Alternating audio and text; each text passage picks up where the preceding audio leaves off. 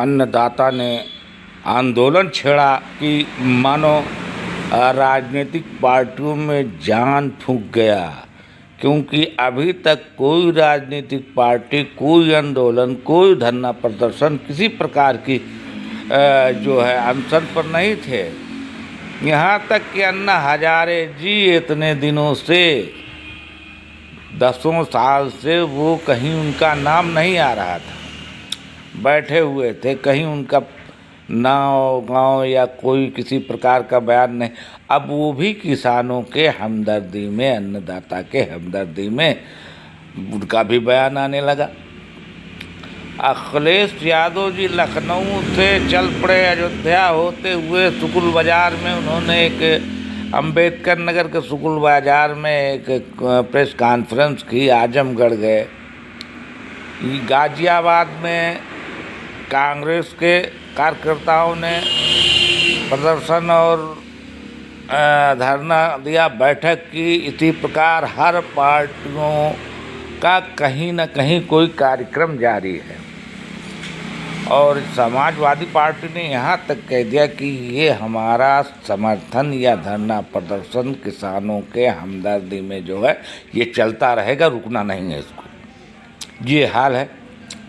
इसके पहले जब अन्नदाताओं ने आंदोलन नहीं शुरू किया था इन 3 बिलों को लेकर, इन 3 कानूनों की वापसी को लेकर, तब फिर किसी पार्टी ने कोई धरना या प्रदर्शन या कहीं कोई कार्यक्रम ऐसा कि ये कानून वापस किया जाए, इस पर कोई ऐसा प्रकरण पर कोई किसी प्रकार की किसी राजनीतिक पार्टी ने ऐसा धरना प्रदर्शन करने की बात नहीं कही, ना कोई पार्टी आगे आई। विपक्ष मानो विपक्ष था ही नहीं। कांग्रेस के राहुल गांधी जी तो हमेशा सक्रिय रहे और बोलते रहे भारतीय जनता पार्टी के हर नियम कानून पर या विधेयक पर, कुछ भी जो भारतीय जनता पार्टी करती थी उस पर पलटवार करते रहे, उस पर बहस की मांग या उसके खिलाफ बयान देना। लेकिन और पार्टियां तो एकदम शांति बनाए थी, जबकि आज भी बहन जी मायावती जी शांति बनाए हुए हैं।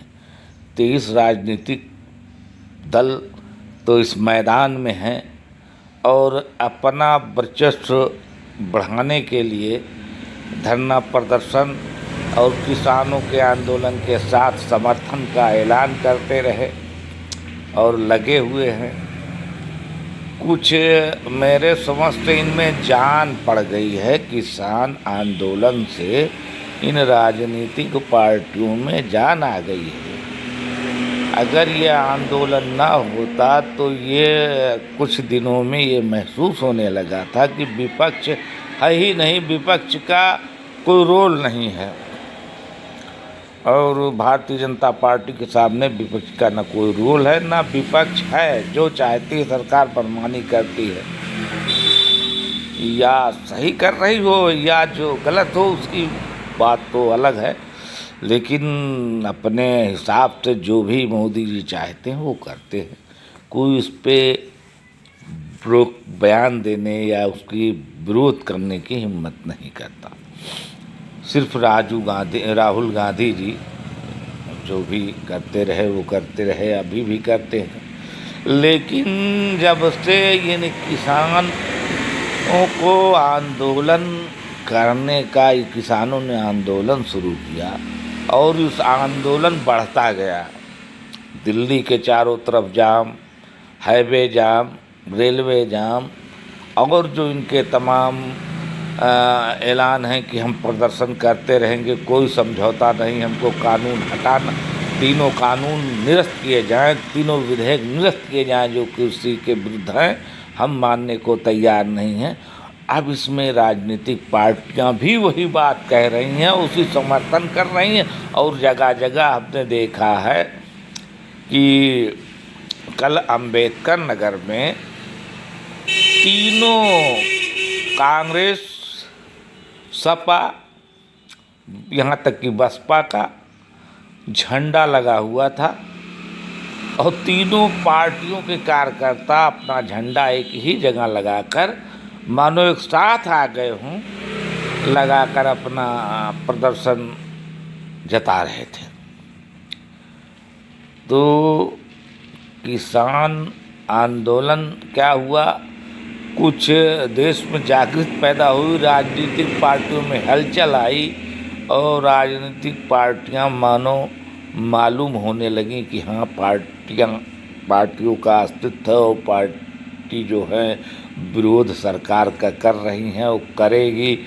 जो तमाम महंगाई हो या किसी के, आज सारी चीज़ें हर पार्टियां लेकर चिल्ला रही, जबकि ये महंगाई पहले से है, बेरोजगारी पहले से है, यानी सब कुछ तो पहले ही से बढ़ा। लेकिन जब आंदोलन किसानों ने, अन्नदाताओं ने शुरू किया तो सब लोग को सारी चीज़ याद आ गई कि महंगाई है, गरीबों को परेशानी है, बेरोजगारी है। यहाँ तक कि लोग अब तो बयान देने लगे, जैसे चौटाला जी ने कहा हरियाणा में हम सब समर्थन वापस ले लेंगे, अन्नदाताओं की अगर न सुनेंगे, अन्नदाताओं के हम साथ हैं।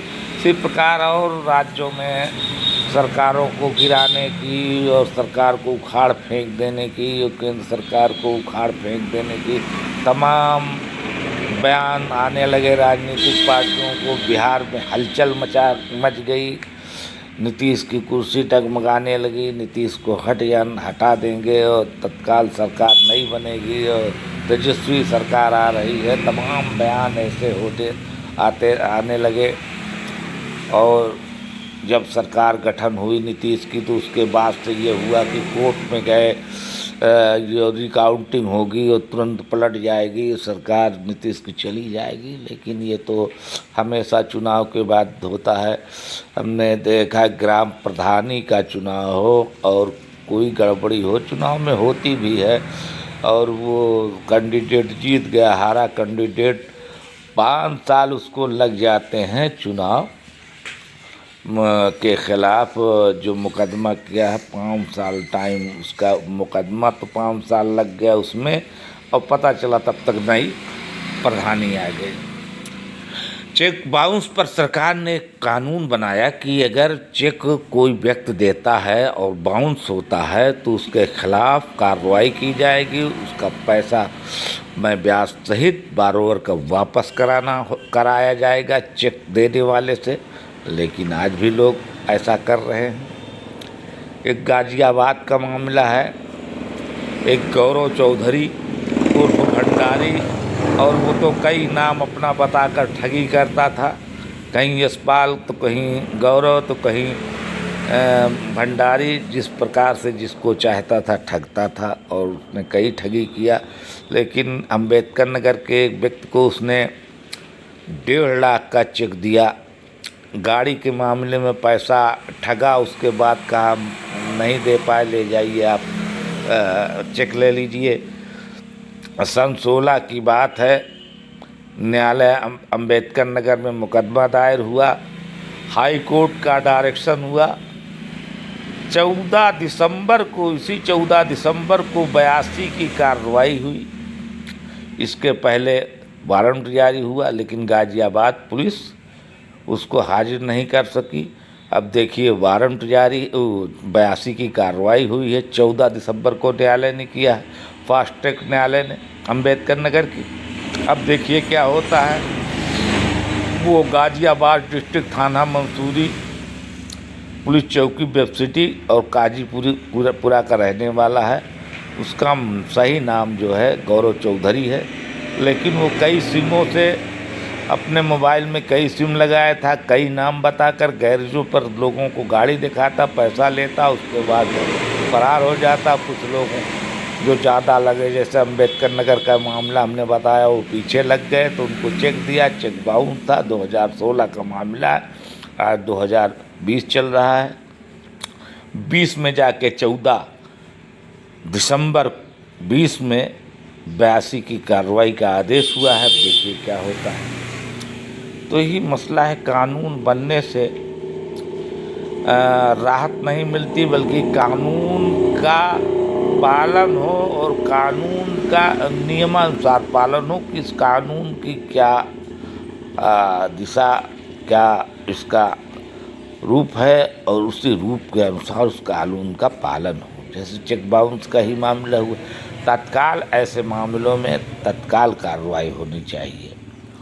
अब न्यायालय वारंट काटता रहा, पुलिस कुछ नहीं कर रही है। 82 की कार्रवाई देखिए हुई है जैसे, अब उसमें पुलिस क्या करती है तो देखने पर आगे क्या होता है। तो इस प्रकार से कानून नहीं, कानून का पालन, कानून कम बनाए जाए, कम संशोधन हो, जो है उस पर उसका पालन हो सही।